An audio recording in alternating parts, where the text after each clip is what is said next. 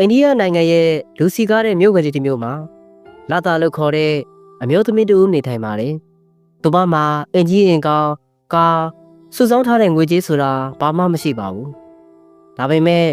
သူမမှာအရန်ခုထူးခြားတဲ့အရာတစ်ခုတော့ရှိနေပါတယ်။အဲ့ဒါကတော့ကျင်နာတဲ့နှလုံးသားနဲ့လှပတဲ့အပြုံးပဲဖြစ်ပါတယ်။နေ့တိုင်းမိုးမလင်းခင်မှာလာတာဟာပန်းတွေကိုဈေးမှာဝယ်ယူပြီးဖះเจ้าအနီးကလမ်းဘေးမှာထိုင်ကသူမရဲ့ပန်းတွေကိုရောင်းချလေရှိပါတယ်။ဖះเจ้าသွားတဲ့သူတွေရုံးတဲ့သူတွေစီကိုရောင်းချပါတယ်။လာတာဟာဝင်ငွေမများပေမဲ့ဘယ်တော့မှမပြောမရှင်းမဖြစ်ခဲ့ပါဘူး။သူမအမြဲတမ်းပြုံးနေတတ်ပြီးလူတိုင်းအပေါ်ကိုရင်ချစ်ချစ်နဲ့ပြောတတ်တဲ့သူဖြစ်ပါတယ်။ဒီနေ့မှာတော့မုတ်တုံရာသီကို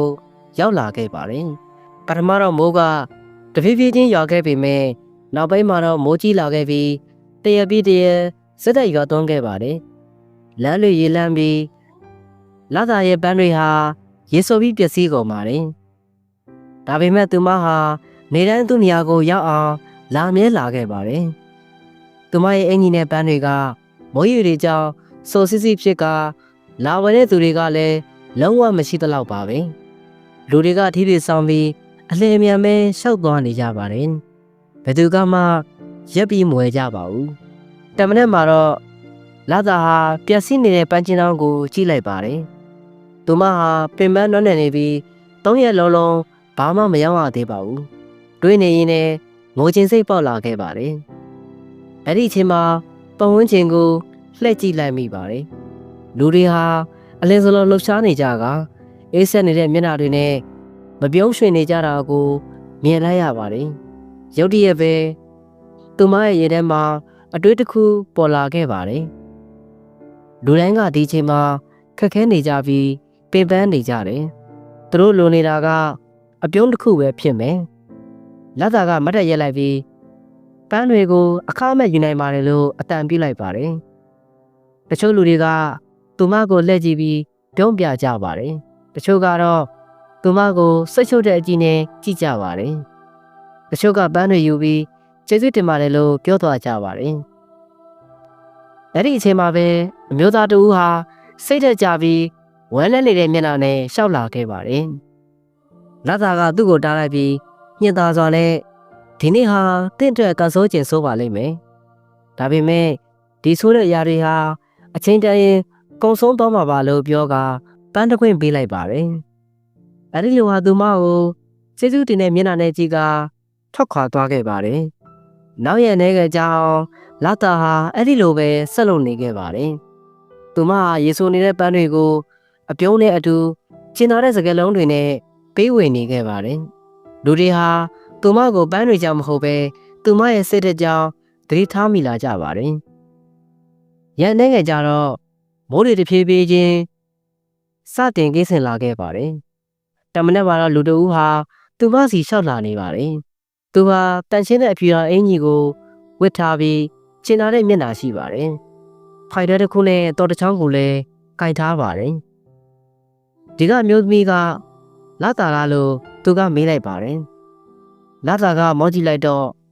ကျွန်တော်နာမည်ကဒီကတ်ပါ။လွန်ခဲ့တဲ့လကကျွန်တော်ဒီနားကဖက်လျှောက်တုန်းကအမကကျွန်တော်ကိုပန်းတွေပေးပြီးအားပေးစကားပြောခဲ့တယ်လေ။အဲ့ဒီနေ့ကကျွန်တော်ဟာစိတ်သက်ကြနေခဲ့တယ်။ကျွန်တော်လုပ်ငန်းကအရှုံးပေါ်နေပြီးဖခင်ကလည်းစိတ်ုံတက်နေရတယ်။မျောလင်းချက်ကင်းမဲ့နေခဲ့တယ်လို့ဘီကတ်ကပြောတော့လက်သာကအံ့ဩစွာနဲ့နားထောင်နေခဲ့ပါတယ်။ဒါပေမဲ့အမရဲ့ကျင်နာဖို့ကကျွန်တော်ကိုခေါ်အားပေးခဲ့တယ်။ကျွန်တော်ကိုတန်မအောင်နေဖို့နဲ့ပြုံးပြဖို့တတိပေးခဲ့တယ်။ဒါကြောင့်ကျွန်တော်ပြန်ပြီးအဆင်ပြေလာခဲ့ရင်တဲရောက်ကိုလည်းပြန်ပြီးကူညီပေးမယ်လို့ဆုံးဖြတ်ခဲ့တယ်လို့ဘီကတ်ကဆက်ပြောခဲ့ပါတယ်။သူကဖိုင်ရတဲ့တော့ကိုလက်တာစီကိုကမ်းပေးလိုက်ပါတယ်။ဒီနီးနားမှာကျွန်တော်ရဲ့ဆိုင်ကန်သေးသေးလေးတစ်ခုရှိတယ်။အဲဒီဆိုင်ကိုအမရဲ့ပန်းတွေရောင်းဖို့နဲ့မိုးရွာတဲ့အချိန်မှာနေထိုင်နိုင်ဖို့အသုံးပြုပါလို့ပြောလိုက်ပါတယ်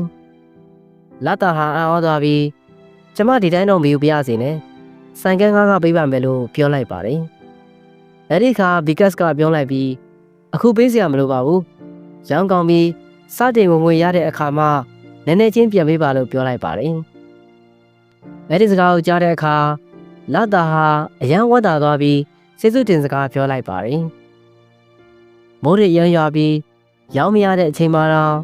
တခြားလူတွေကိုပြုံးပြပြီးအားပေးနေခဲ့တဲ့အကျိုးကျေးဇူးကိုသူပြန်ရလိုက်တာပဲဖြစ်ပါတယ်။နောက်တစ်နေ့မှာတော့လာတာဟာသူမရဲ့ဆိုင်ကန်းလေးကိုစတင်ဖွင့်လိုက်ပါတယ်။ပန်းတွေကလက်ဆက်နေပြီးလူတွေကလည်းရေမစိုးပဲဝယ်ယူနိုင်ကြပါတယ်။လူတွေဟာပန်းဝယ်ဖို့တာမကသူမရဲ့ကျင်နာတဲ့စကားလုံးတွေနဲ့နှွေးထွေးတဲ့အပြုံးကိုမြင်ရဖို့ပိုပြီးရောက်လာကြပါတယ်။အချိန်ကြာလာတဲ့အခါလာတာရဲ့ဆိုင်လေးဟာဒီဒေသမှာလူသိများလာခဲ့ပါတယ်။နှစ်တည်ကြာပြီးတဲ့နောက်မိုးရွာတဲ့တမနက်မှာလာတာဟာဆိုင်မြေဘက်မှာမတက်ရက်နေတဲ့မိန်းကလေးငယ်တူဦးကိုတွေ့လိုက်ရပါတယ်။သူမရဲ့အဝတ်စားတွေကဆွရွှဲနေပြီးလာတာတစ်ချိန်ကကိုင်ဆောင်ခဲ့သလိုပျက်စီးနေတဲ့ပန်းရှင်းသားကိုကင်ထားပါတယ်။ကလေးမလေးဟာမျောနှိမ့်ချက်မဲနေပုံလဲရပါတယ်။လာတာဟာထီးသီးချောင်းနဲ့အပြင်ထွက်လိုက်ပြီးကလေးမလေးကိုဆိုင်ထဲခေါ်လိုက်ပါတယ်။ပြီးတော့သူမလည်းအရင်တော့ကဒီလိုဘဝမျိုးကြုံခဲ့မှုတဲ့အကြောင်းကိုပြပြကာနှစ်သိမ့်ပေးလိုက်ပါတယ်။ကောင်မလေးနဲ့လာတာရဲ့စကားတွေကိုနားထောင်ပြီးပြုံးရှင်လာခဲ့ပါတယ်။ဘဝကအမြဲတမ်းနေတာနေမှာမဟုတ်ပါဘူး။အခက်အခဲတွေရုန်းခရမှုတွေရှိပါလိမ့်မယ်။ခက်ခဲတဲ့အချိန်တွေမှာတော့စိတ်ထဲမကြပဲတခြားသူတွေကိုကူညီခြင်းနဲ့ကိုယ်တိုင်လည်းပျော်ရွှင်မှုတွေရလာနိုင်ပါတယ်။ကျွန်တော်ရဲ့ဗီဒီယိုလေးတွေကမိတ်ဆွေတို့အတွက်အကျိုးရှိတယ်ဆိုရင်ကျွန်တော်ရဲ့ channel လေးကို like and subscribe လုပ်ထားပေးဖို့တောင်းဆိုပါရစေ။အားလုံးကိုကျေးဇူးတင်ပါတယ်ခင်ဗျာ။